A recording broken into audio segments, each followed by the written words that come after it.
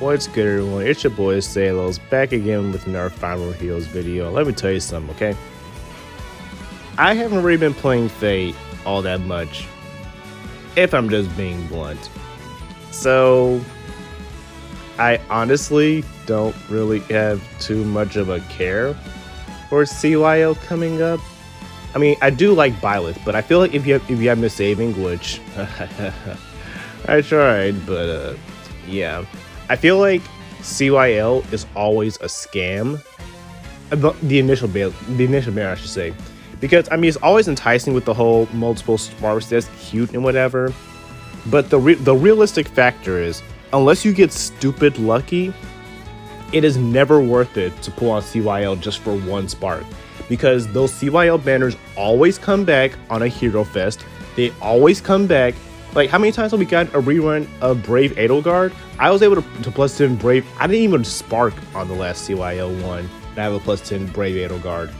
So my point is that unless you've just been stockpiling a whole bunch of orbs throughout, since like literally this time last year, then it's not really worth to summon on CYL. So instead, I'm actually going to do Naga's I'm going to go for Naga for two reasons. One, because Naga actually got a stupidly cracked refine, and I believe my Naga is at +4. So if I can get some more merges on her for my Astra season, that would actually be very good, because I actually always did use Naga, and I always just have like Naga as a character. And then we're going to be going for Ascended at Dune. So I'm pretty much going to be sniping a little bit, but not too much. But I'm going to be mainly going for blues and greens. Even though Thrasier is kind of a dud, she is due for a refine at some point. So we'll see how that goes. And I guess if we get colorless, we might go for Alm, because colorless fire sweep is kind of stupid. But yeah, green and blue are our main targets. So let's go ahead and get into this. So yeah, this isn't really the greatest start, but it's whatever. I actually have had a lot of summoning sessions recorded, because I actually have summoned quite a bit. I just haven't really had the time to edit them. And it was getting to the point where I was like, those summoning videos are so old that I didn't feel a need to release them. And the one that I think stung the most was Claude, well, Summer Claude, I should say. Because I feel like everyone was unlucky trying to plus 10 Claude. Like, outside of Promise Me One Thing, I know that she had that collab video with Phoenix Master 1, and she was able to plus 10 him there. My boy EJ Lennon was able to plus 10 him. But like every time I see a Claude in Arena or something, they're always like a +6 or +7 or something. I've seen exactly one +10 Claude in the wild, but I've not seen that many of them. I've seen like them at one-offs or mid-merges, and I don't think that's because he's a bad unit. I think it's literally just because they can't get the final copies. So yeah, I was able to get him to +6, but in my journey, ooh, a Karen. I got a story about Karen that came in. Let me tell y'all about Karens, okay? So I'm gonna finish my thought process on this though. But what was I saying? It's 4 in the morning. I'm pretty scatterbrained. So yeah. Wait. What was I talking about? Good God. Oh yeah, getting +10 claws in the wild. So yeah, I think that everyone outside of a certain YouTuber, I'm not going to call him out, but he was under the impression that Claw was stupidly overhyped. And it's fine. I've said some stupid things. Like, I think that as much as I hate Ike, I do feel like small Ike was stupidly underrated. And that's coming from an Ike hater, but I'm kind of glad that people didn't write off on him, because the less Ikes in the wild, the better. So that's why I never really stuck up for him. It was actually beautiful to watch the community rip Ike apart. It was amazing. But yeah, you're entitled to your opinion, so I'm not going to get over that. But I think that people have kind of understood that Summer Claude was insane for a free unit. If he was a 5-star unit, then yeah, he would be kind of mid. But for a free unit, that's just... But yeah, let me tell you guys about my story about a Karen I encountered the other day, which actually does tie into why I'm kind of quote-unquote quarantined right now. So, I work... Well, let me just give a little backstory. I used to work full-time in customer service at Home Depot. I still am with the company. But now I'm more like the bridge. Like I'm in this limbo state for a while now, where because of my college degree and my certifications, I'm kind of like in the limbo period between. What am I trying to say? I'm like in limbo between both corporate and the store, because I started in the store and I'm still trying to make that final push to be fully corporate. But I mean, pays good, can make all the bills, so that's the most important thing. And is this Zeke? Oh, Sirius. You know, Sirius really does need to refine, doesn't he? Because I believe his weapon is just cooldown Omni Solo 2. Yeah. I mean, it's not a bad weapon, but in the grand scheme of things, Sirius could be very scary. Because I remember when Sirius first came out, people seriously underestimated him, and every time they found one in an arena that was plus 10, it just completely demolished them. So I think that he has a potential to be a very good unit. But so yeah, I'm kind of like in that limbo. I still am in the store most of the time, because that's kind of where all the action is and where I need to do most of my mods. Are you kidding me?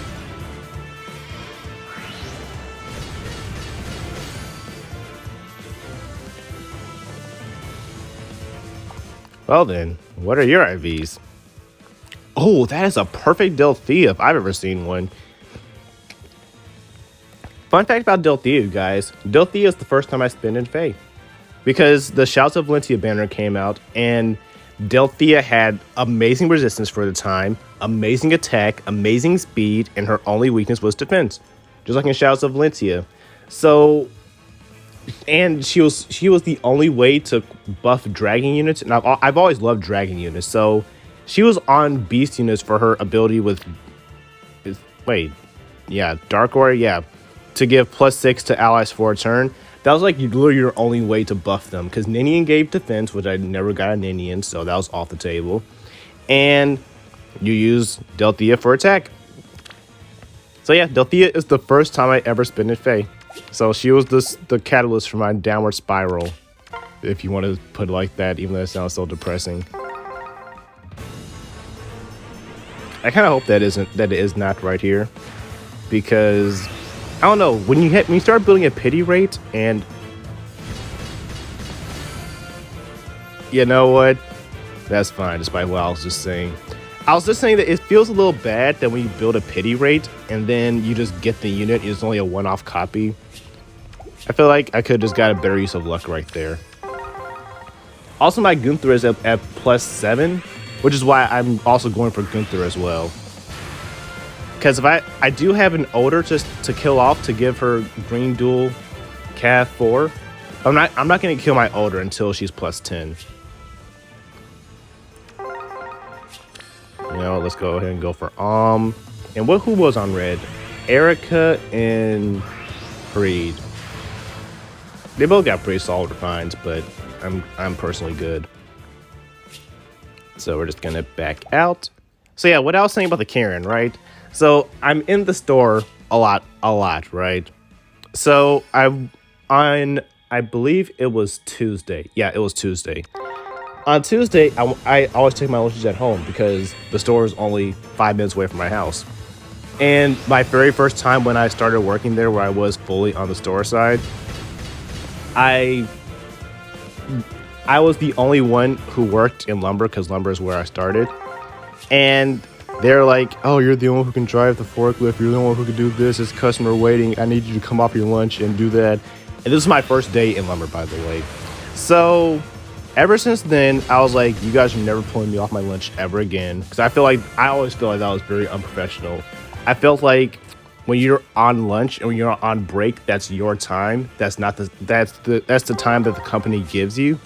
So it always felt some type of way that they pulled me off lunch to do, but it's whatever. But ever since then, I always go home on lunch, and that has saved me several times. They're like, hey, where's Salos? Oh, they go to the break room. Wait, Sales isn't here. Sales, where were you? Oh, I went to go eat at a restaurant. I just ate in. That's why I don't tell I go home. But I feel like now people know I go home, but it's whatever. Anyway, my point is that we gotta get an nice. So I believe that makes my +5. Yeah, I believe this is +5. Is this plus speed? Plus res. So yeah, I say that because just to give you context that I go home on my lunches. And again, this saved me because we had a Karen walk in the store.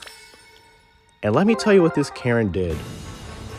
This Karen had full-blown monkeypox. Like, I'm talking the whole spots on her face, all up and down, itching, scratching her face. I think people described that she had dandruff coming out when she was scratching. Looked like she came out the woods. And she was so determined. She had her mind set that she got monkeypox from...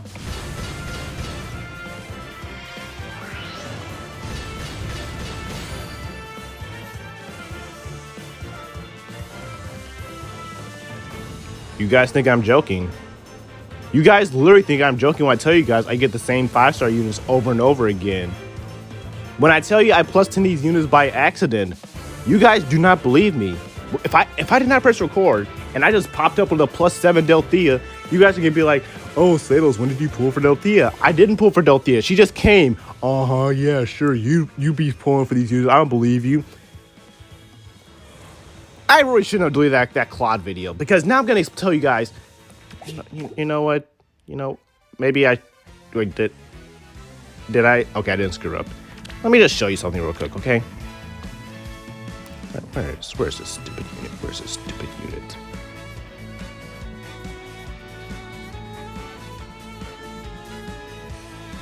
Where are you? Oh, you're down the fate section. I got +10 Azura during the Claude summoning session because I could not get Claude.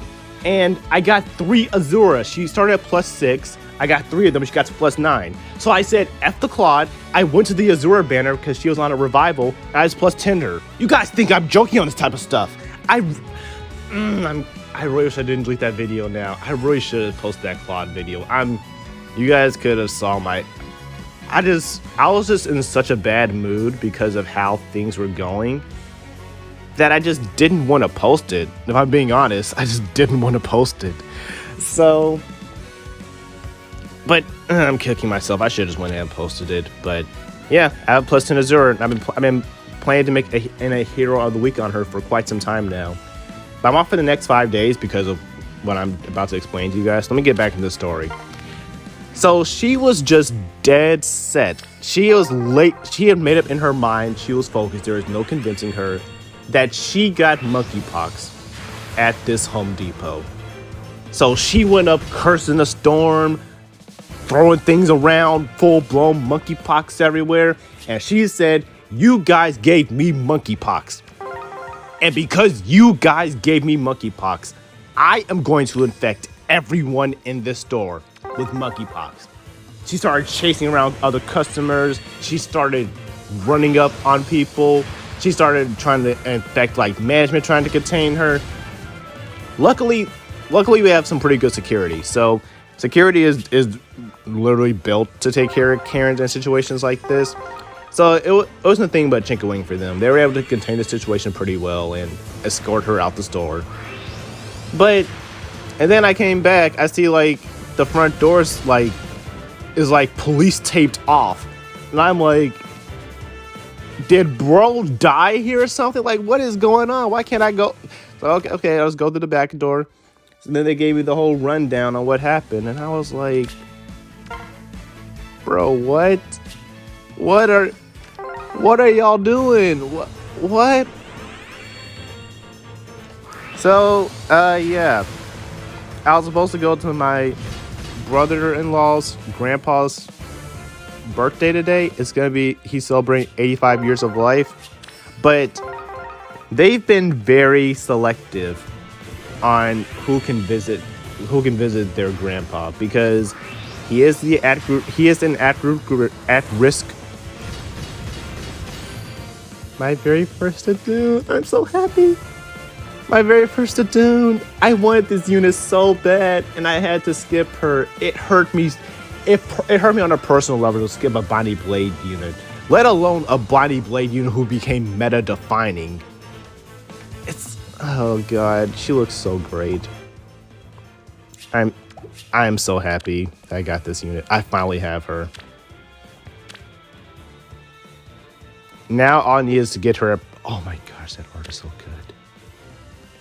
I love Adune so much. She is such a fantastic antagonist. Faye was so happy to see how I've changed. Wind, trees, laughter. I know these things now. Thanks to them. When I am with you, I can smile. Oh, Adune.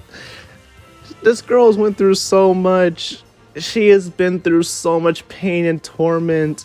Oh, this makes me so happy. This is what Resplendent units are all about. I know people say that Resplendent Adune was a downward spiral for Resplendence. People who say that have not played Binding Blade. People who say that Resplendent Adune does not represent what Resplendents are, because people say that people say Resplendent heroes are supposed to represent heroes after their timeline, after the events of their game and how they've been progressing. If anyone says that about Adune, they have not played Binding Blade, because she has been tormented. She has been corrupted. She has been literally abused and turned into a war machine, basically. And it's only because of Roy's sympathy and his compassion and love that, even though she is trying to kill him actively and her power level is astronomically high, and it would be the logical and smartest and safest choice to do would be to kill her, he doesn't. He finds a way to use the Binding Blade to seal away the darkness in her heart and turn her back to normal, because Adune is not a bad person. She's just a victim of evil people. And to hear her say things like, flowers are very beautiful. I like them. To hear her say things like, how can you guys say this is not what Resplendent heroes are all about? I never understood why people don't like Resplendent Adune. Resplendent Adune, ooh. Resplendent Adune, please. I never saw why people do not like Ascendant Adune. Outside of this, she's just basically Brave Hector sold to us again. But I don't care, okay? Oh, I love Adune so much. Adune is one of my favorite Fire Emblem characters. I'm sorry, I'm passionate about that. So yeah, what I was saying about my whole grandfather-in-law is that my father-in-law and everyone, and La Rochelle's Resplendent, I had to get that one. That was too clean. But they've been very selective on who can go visit her, and I respect it, because I'm like, fair. They're the at-risk group. So it wasn't anything but chinkawing within me, but at the same time, it was like, after that whole fiasco, yeah. So I'm kind of self-quarantining myself. I'm not gonna get well, I probably should get tested, but I hear the monkeypox vaccine is coming up pretty soon. I'll have to do my research and see how that's going. I just need to just look at all the ingredients that are within the vaccine itself and how it's been tested and whatnot, because that's what I did with the whole COVID vaccine, because I am vaccinated, both shots, with every booster you can get. So I am very huge on be safe. At this point, I feel like the COVID vaccine, there is so much information on it that, honestly, if you're skeptical, just do your own research. You just get the vaccine. That's all I'm saying, is that unless you specifically, you can very easily see everything that's been going on with the COVID vaccine and everything that's put in the COVID vaccine. Everything, like, if you know yourself and your own allergic reactions, like, let's say it's made with peanut oil, it's not. But let's say that you're allergic to peanuts. So yeah, obviously, if you're allergic to peanuts, don't take the vaccine. But all I'm saying is that if you know yourself and none of those boxes check out, you have no reason not to get the vaccine. That's just been my stance on it. It's been almost 3 years at this point. We need to all start doing our part to get this thing under control. And the only way we're gonna do that is by giving the place nowhere to run. If we're all vaccinated and let's just say that it does go into our body, then we have the materials to fight it off. The vaccine, that's what the vaccine does. It puts in dead COVID cells, because that's how vaccines work. Your antibodies learn how to fight it and learn how to go against it. So that if you do get it for real, they're able to kill it off very easily. So that's how we're gonna beat this thing. But we're like the only country in the world where vaccination rates are not that great. Everyone else's vaccination rates are like 90, 95, 97. Not trying to make it a whole political thing, but I don't know. At this point, I'm just getting a little annoyed, but that's neither here nor there. But yeah, so all of that to say is that I'm basically self-quarantining myself, that I'm not going out unnecessarily, but I am going to get tested for monkeypox eventually. Like I said, I don't think I have it, but when I had COVID, I didn't think I had it as well. I got out of necessity and turned out that I actually had it. But monkeypox is very obvious if you have it, because yeah, you'll be showing like actual red spots. I don't think that can you be asymptomatic for monkeypox? I don't think you can. Like I said, I'm not gonna take that for granted though. But it's like, even when I had COVID, I was like, bro, I know I got at the movie theater. I got COVID going to see No Way Home. That is how I got COVID. I'm convinced, because my other buddy, we both got it, and my other friend that was there, he was sick for like 3 months, which I feel like is worse than having COVID, if I'm being honest. So yeah, it was like, yeah, we definitely got the movie theater, 100%. So, but you're not gonna see me going to that movie theater and like saying, y'all gave me COVID when I tested positive, and I'm gonna infect everyone in this theater with COVID. Like, why do we have these? Why is that a thought process that would go through your mind? This is like, I know I kind of joke with my friends that I'm a real life fallen hero, because when I was in high school, I used to be very, let's be friends. I want to be friends with everyone. I want to spread love and happiness in the world. And now I'm like, the human race is doomed and we're all gonna kill each other. So we're a dying species. So people say like, why are you so doom and gloom? It's not that bad. I'm like, yeah, it kind of is that bad. But when you see stuff like that, it's like, I've just lost faith in humanity. Like, I'll say that I've lost faith in humanity to the point that I haven't like given up on humans. I put my faith in certain humans. I'll put it like that. Because not everyone is bad. I'm not that oblivious, but it's like when you experience stuff like that on a daily basis, it's kind of like, bro.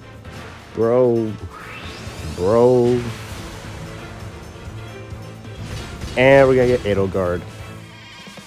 The more I get Edelgard, the more I'm like, maybe I should have just gotten the form of Edelgard. Which, by the way, this forma I did get a lot. I did get a lot of formas this last forma. I've got everyone except Narcian, because again, it's a Binding Blade banner. It's a Binding Blade forma. Oh wow, we are getting a lot of units here. Okay, Ascended Joshua. Minus speed. Yeah, I figured as much. Life and Death 4, follow-up, Green Feud. Does anyone actually use the feud skills? I've never actually seen anyone actually use the feud skills. So I'm actually a little curious if anyone actually uses them. Let's just go ahead and get the last one just for lulz. It'll actually be Erica. Bro! Oh god. Oh my god.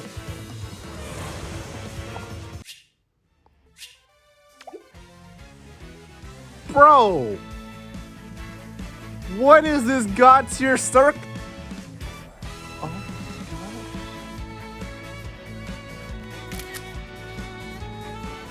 I have never seen a circle this. Wow. I've seen screenshots of circles like this, but wow. This is. Wow. Arceus' blessing is real.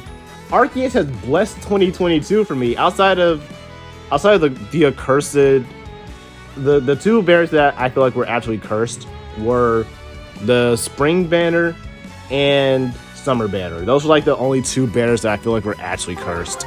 But outside of that, this year has just been phenomenal in terms of summoning. Wow. You know what? I'm gonna sniper blues on these last three. If I can get one more Naga, just one more, that would actually be lovely. And another thing is that outside of Naga's Refine being absolutely cracked and insane, I just always have loved Naga as a unit, because I've always viewed Naga as like the god of gods. Like I know she's like the leader of the divine dragons or whatever. She's not actually a god. And I'll put it on screen right now that there is a dialogue quote, I think it's from Awakening, where she clearly says, "I am not a god," or something like that. But to me, it's like whenever I think of godly figures in Fate, Naga is always the one that comes to mind, because she's in how many Fire Emblem games? She's in the first one. She's kind of sorta in the second one, because that's when you find out that Naga's the one who fought off both Duma and Milla and banished them. Like, they fought for 2 weeks.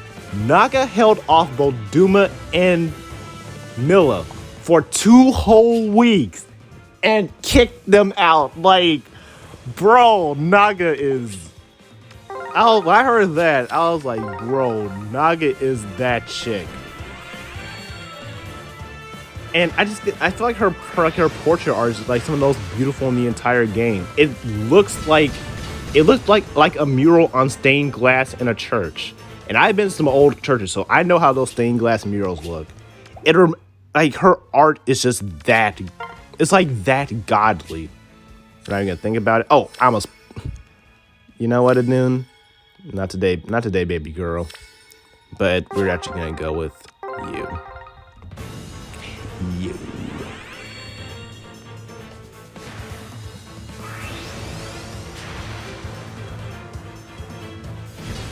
I know I was that surprised, like, did I really just get Naga again? Yeah, idiot, you sparked her. Can't get a Celestial Stone. But like, look at this.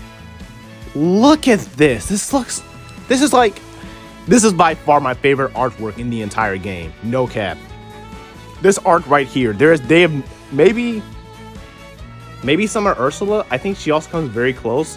But I feel like this is definitely by far if not my favorite artwork, for sure, 100%, no doubt in my mind, my favorite special art in the entire game. Cause she looks like a god in this picture. And I just like her voice. I am the divine dragon. So do the sons of man name me. See, like she refers to them as the sons of man. I don't like. She's just the full package to me. I don't see how is this not like the god of gods, like capital G god. I don't know, but I'm just gonna use the rest of my orbs trying to get at least one more copy of her, because why not at this point? So yeah, in terms of gaming, I've pretty much been pouring all my time into Monster Hunter, and what am I trying to say? I've been pouring all my time into Monster Hunter and Xenoblade Chronicles 3, because I've been having an absolute blast with those games. And I did make a video before Xenoblade Chronicles 3 came out. I just never posted it. That it was me just posting my nervous thoughts, because I kind of had skipped most of the trailers for the most part, and the few trailers I did see did not give me hype for the game whatsoever. So I was very afraid that I wasn't gonna like this game. I felt like it was gonna be mid, like how a lot of Xenoblade 1 fans felt about Xenoblade 2. And I can proudly report that I was wrong on that front. I'm not like having the time of my life with Xenoblade 3. I still feel like 2, I feel like I had the most fun with Xenoblade 2. But I'm not having a bad time. I still am motivated to play, and I still do want to push through. Right now I'm on chapter 3, and I hear that stuff goes down in chapter 5. So I am fully on board for whatever is about to go down in chapter 5.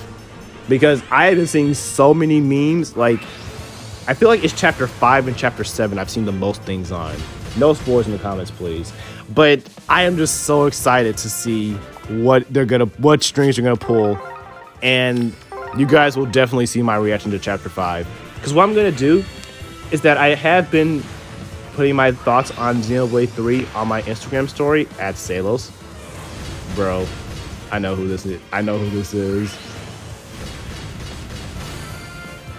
The one silhouette you always want to see. The one silhouette you were never disappointed to see. The man who broke Faye. Like, how is this man 2 years old and he is still the best unit in the game? That's like just how you know they went so stupid with his Refine. Like, I don't know what they were smoking when they made Brave Hector Refine, because he should not have been aging this well. Because I feel like Brave Celica, she's still good enough, but she's not like the defended best red sword in the entire game. Brave Ephraim was immediately outclassed by Brave Edelgard, which I did do that refine. I did do Brave Ephraim, and they do have different roles. As similar as they appear, Brave Ephraim can do significantly more things than Brave Edelgard and vice versa.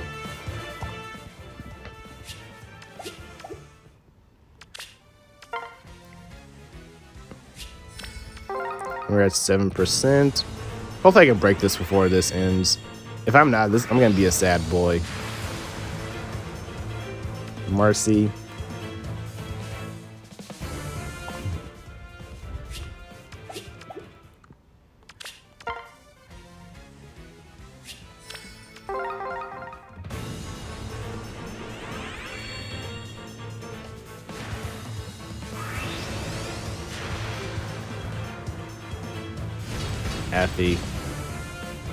Effie got a very good Resplendent. A lot of times I just kind of keep my Resplendent, I'm not Resplendent, I kind of keep my Fade Pass on, because I know people do turn it off and on, but I'm like, it's whatever. It's a Netflix subscription. So that's why I have so many Resplendent heroes, and it's pretty much for the extra summoner slots, you guys. It's not for the Resplendents. It's just for the quality of life and stuff. Like, all the stuff that no one talks about when it comes to Fade Pass, everyone focuses on the Resplendent heroes, but it just makes Fade a significantly better game. Should it be locked behind a paywall? No. But I do firmly believe, if we don't get it here, this is like the perfect way to end off the video. But I feel like I firmly believe that the extra summoner slots, that should be locked behind Fade Pass. Because summoner support, like, actually carries units. If you don't think that summoner support can carry a unit, you do not know this game very well. So, yeah, I do believe that feature specifically should be locked behind a paywall. But, like, auto battling and stuff, like, what? And the ability to replay, like, why? I mean, auto replay maps, it's like, so why is this Fade Pass locked again? Like I said, I don't agree with everything, but I can agree with a lot of things.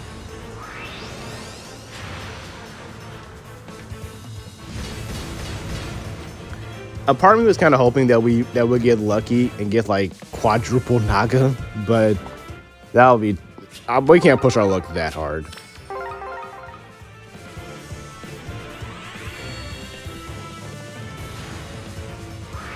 Can we get on our very last summon? Aw. That's fine, though. This is still a W of a summoning session. This summoning session was still a W. I can't get mad. So let's go ahead and merge. I would talk about Naga's Refine itself a little more. So, yeah, +7.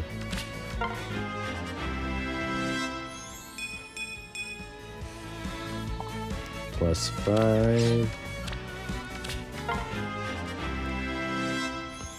plus 6 plus 7. And I'm gonna just to show you guys how committed I am to this. I'm gonna actually do this on screen as well.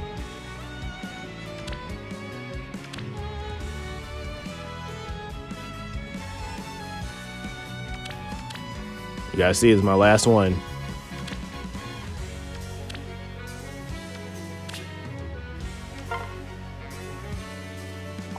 That is how committed I am to the cause. That is how committed I am to the cause. But yeah, that's gonna do it for here. I would have talked about her remix itself, but I do feel like that garnishes its own video, because I actually do want to talk about that in great detail. So I actually do have a lot of Faye videos talked about, because I have plus 10 quite a few units since the last time we talked. So I've ever since the Roy one, the Roy one actually did do very well. So that does show that you guys are on board to see more videos like that. It is good to know that you guys are down with more freeform content, because the Roy video, I had like a bullet point list, but that video was not really scripted all that much. So I'm just gonna stick to units that I know and units that I'm used in plus 10, because I feel like that is the best approach, because that came from like years of knowledge of using Roy both before and after the refine. So I think I'm gonna do more stuff like that. This weekend I'm gonna be very hard on editing. I might do a few Faye videos, but definitely my main priority is to edit some of these Monster Hunter videos. So it would mean the world to me. Even if you guys don't play Monster Hunter, it would mean the absolute world to me if you guys just Monster Hunter World. But it would mean so much to me if you guys just check them out, or even if you just click the like button and just click off the video.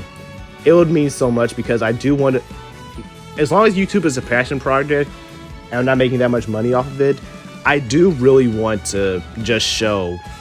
I never want to force myself to make a video that I don't enjoy making, or I don't, because I feel like your passion always does show in the final product of the video.